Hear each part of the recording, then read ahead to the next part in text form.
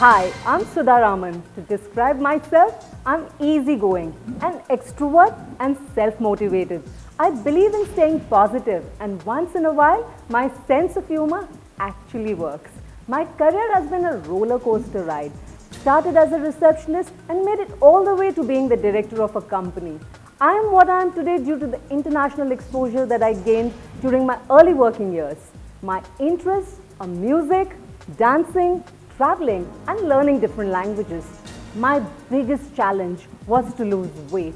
The Sudha you see today was extremely different from the one you would have met a year ago. I was extremely overweight and it was a Herculean task. Discipline, determination and perseverance was my mantra. And most importantly, I did it for myself. I've always been passionate about anchoring and wanted to know more. Doing a few corporate gigs gave me immense fulfillment. But I knew I had to master this skill set. Having been trained, I'd like to pursue my career in anchoring. I wish to be remembered as a memorable anchor rather than a famous one. And I believe I can do it.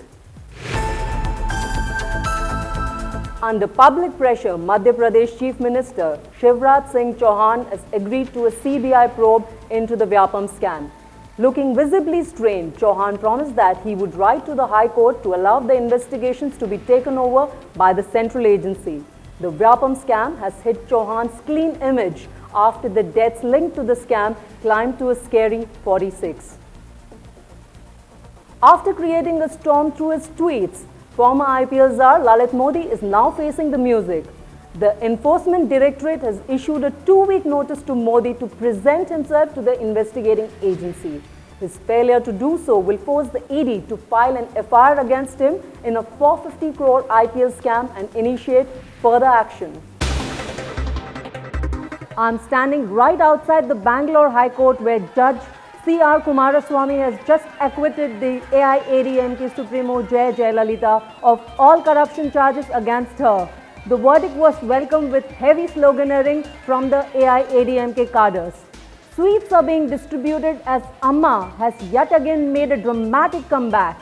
For someone whose political career was seen as almost over after last year's verdict, today's decision has brought the limelight back on this hardened politician. With camera person Vijay, this is Sudha Raman for Studio Talk. नमस्कार, आपके साथ मैं हूं सुधा Raman.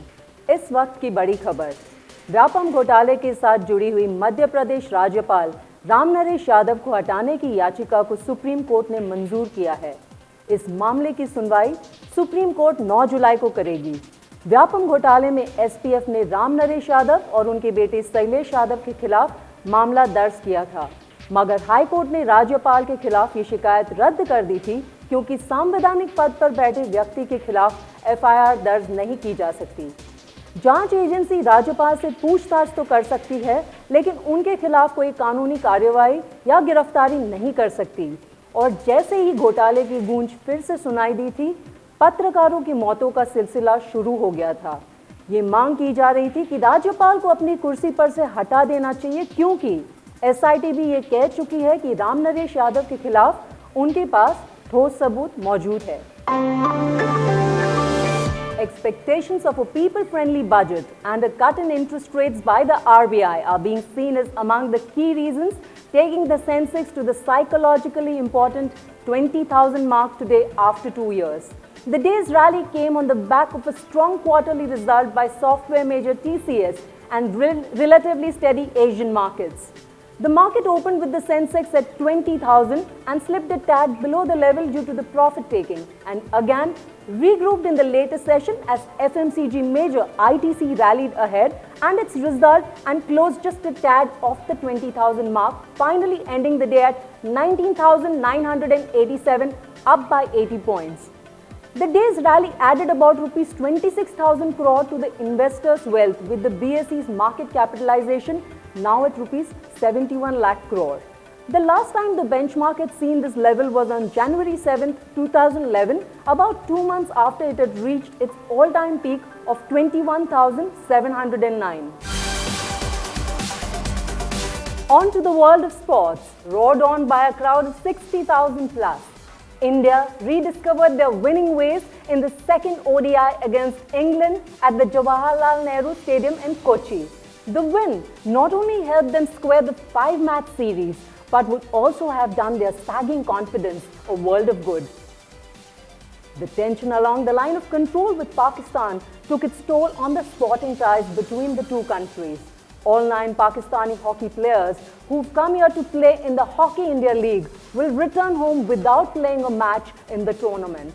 Hockey India did not directly bar the players but put the onus on the franchisees.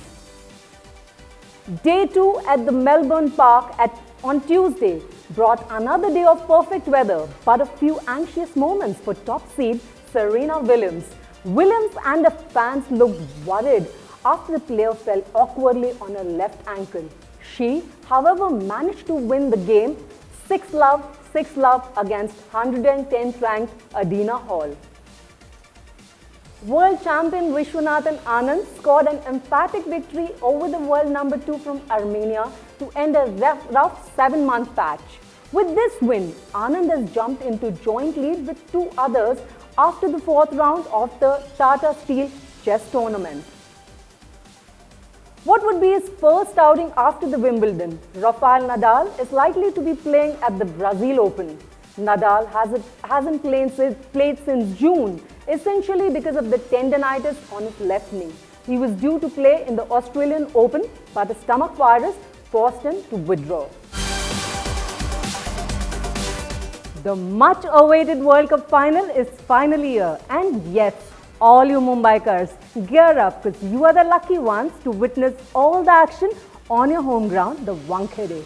Cricket lovers, just hold your breath because this time we all have the privilege to watch 2 extremely talented teams on the field, India and Pakistan, and that too in a World Cup final. How can anyone miss the drama when these 2 arch rivals get down to playing some fantastic cricket? So, leave whatever you're doing, pick up your phones, dial the number flashing on your screen and wish your favorite team. We will pass on your wishes to your favorite team. But remember, this golden opportunity is open just for the next 1 hour. Yes, you got that right, only 1 hour. So don't lose any more time and call. Salman Khan's sister Arpita's big fat India wedding saw the who's who of the film industry turn up to shower their blessings on the happy couple. But in the midst of it all, the blushing bride finds herself embroiled in a controversy. What with fashion pundits mincing no words while criticizing Arpita's wedding trousseau? Have the fashion police gone too far this time? And what is Big Brother Salman Khan's reaction? Studio Talks got the scoop. It's the F word that's on everyone's mind. And before you let your imagination loose, I'm talking about fitness. Ahead of the World Yoga Day, Bollywood's Fit Brigade have found their own unique ways to include yoga in their daily workout routines. So, pull out your yoga mats and get ready to stretch. Here's Studio Talks in-house yogini, Meena, with the full report. Who knew looking good was this expensive? From makeup to hair care and fitness.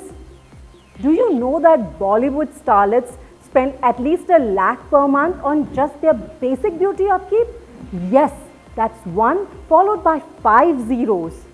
B-Town's young hotties are dishing the deets on what it takes to sustain their glamorous lifestyle. Word of advice, boys, these ladies are high maintenance. They're calling it the clash of the titans. What with SRK and Salman going head-to-head next Eid? Yes, their latest release date announcement suggests that both Khans will release their films Rais and Sultan on the same weekend in 2016. But, and this is a big but, Studio Talks industry insider suggests that one of the 2 superstars is already looking to bow out of the clash. That scoop coming your way. What makes Dil Dhadakne Do so enjoyable is not just the dysfunctional family plot, but the likable characters. There's something memorable about nearly every character in the film. There aren't too many big narrative twists, but the big moments are either really fun or earnest. There's no fluff, It's straight up good direction seen through good acting. The film also explores the insecurity a woman feels when she finds herself stuck in an unhappy marriage. Dil Dhadakne Do mocks the way the privileged take themselves way too seriously.